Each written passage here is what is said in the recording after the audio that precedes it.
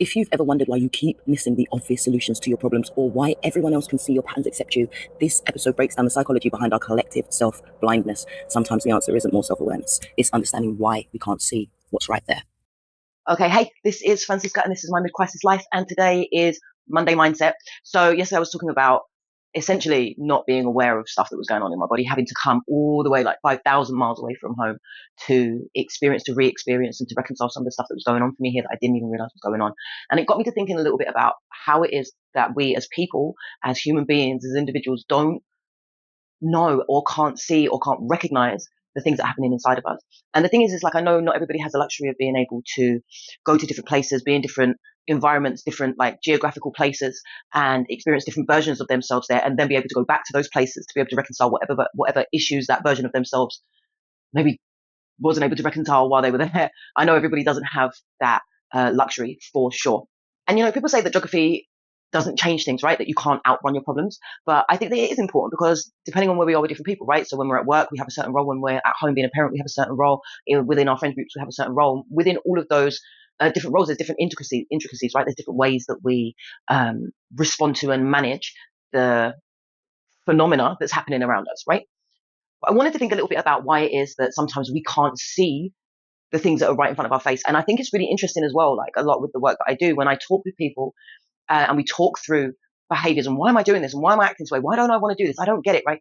Once we finally get to the answer, it's the most obvious thing. You're like, oh yeah, of course it's that.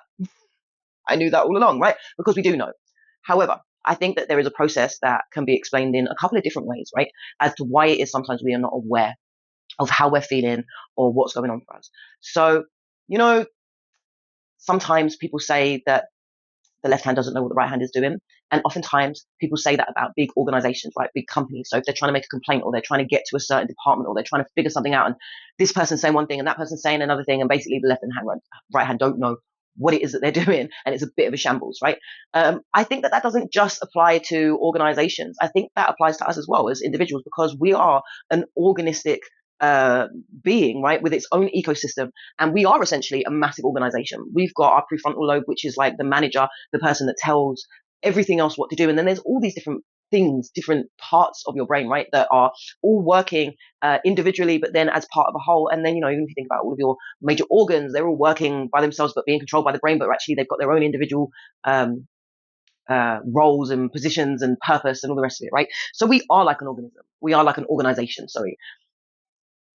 I think that not only just that like physiological organization that's happening in our body, there's also, the fact that we have a conscious and we have a subconscious brain, or an unconscious part of our brain. And the conscious part of our brain is only like 5% of the brain. The other 95% of things that are going on are happening either autonomically, like so automatically. We don't have to tell our lungs to breathe. We don't have to tell our spleen to do whatever the fuck it is the spleen does. I don't know, right?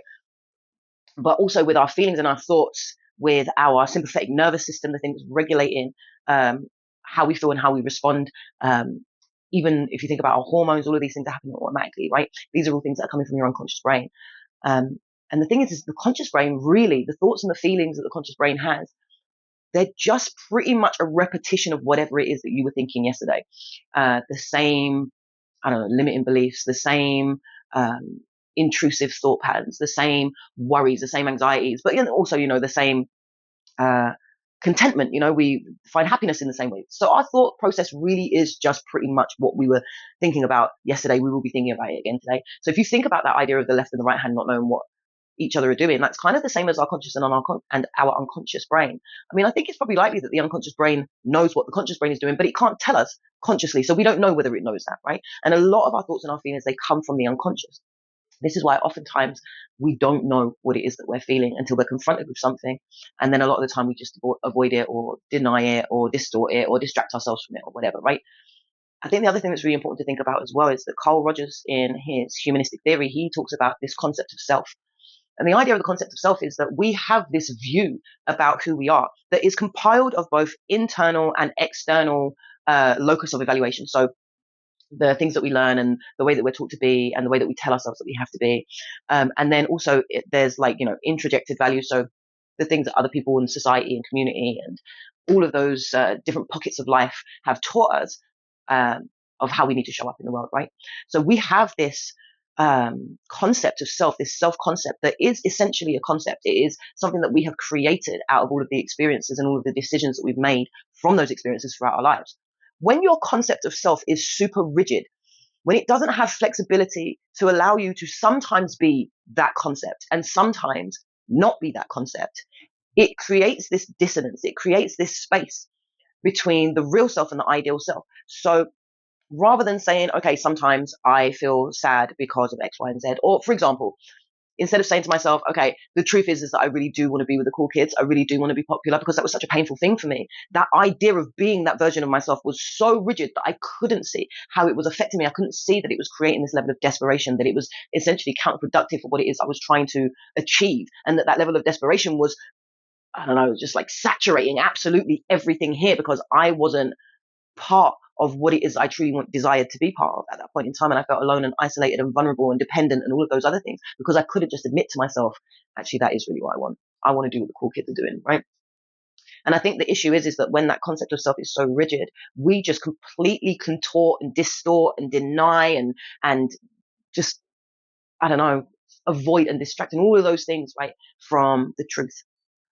And I think that it's a really important thing that a lot of people don't understand. Maybe a lot of people do understand it. I don't think that people don't understand it, but I think maybe it's something that a lot of people don't want to look at. I think that's more the point. And I think maybe when people are looking, that they don't know what they're looking for. They don't know what they're looking at. So rather than having this objective understanding of like, oh, okay, I see it's just my self-concept is super rigid here. And because of that, I can't see what it is I'm doing. I can't see who it is I'm being or not being or trying to be or whatever, right? Because it doesn't fit with this concept of who I think I am. I think what it does is it stops it being so personal. It stops it feeling so vulnerable, and therefore our defense mechanisms, our coping mechanisms, all those maladaptive ways that we deny the truth, they all come into play and they stop us from being able to heal it. And I think that's all I want to talk about for today on Monday Mindset. And I hope that was helpful. But yeah, that's it. Rigid self-concept keeping you stuck? We all have them. Drop a comment about which version of yourself you struggle to admit exists, the one that wants you to think you shouldn't want. And come back Thursday for Chrysalis Tools. I'm going to give you a practice to soften those rigid edges and create space for all parts of yourself.